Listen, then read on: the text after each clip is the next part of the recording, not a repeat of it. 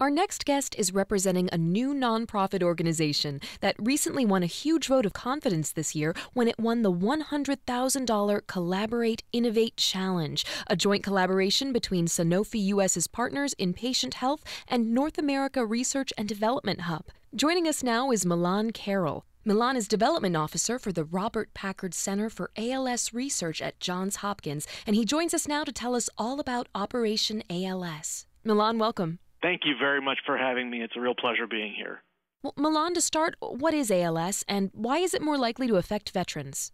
ALS is the short acronym for amyotrophic lateral sclerosis, and most people know it as Lou Gehrig's disease. ALS is fatal, it's terminal. When a patient starts to present with symptoms, they essentially lose muscle function, and ultimately patients die of it, usually within 3 to 5 years.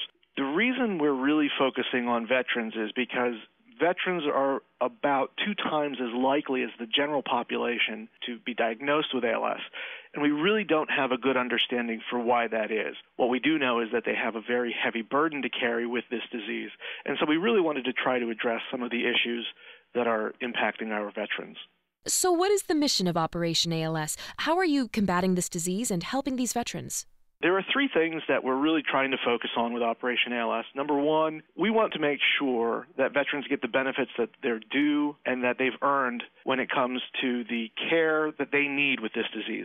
Number 2, we really want to encourage them to participate in research that's available and to be active participants in helping to solve this disease. And number 3 really is to use the cutting edge of science and technology to address this issue. So we're looking at using patient-derived stem cells and genomics as 2 tools to really get underneath the problem of ALS, understand it fully, and hopefully the end goal here, of course, is to bring therapies to these patients and to as many patients as we can. And we think a partnership with veterans, because of the kind of commitment that these men and women show, is going to be a really great partnership for us in addressing ALS.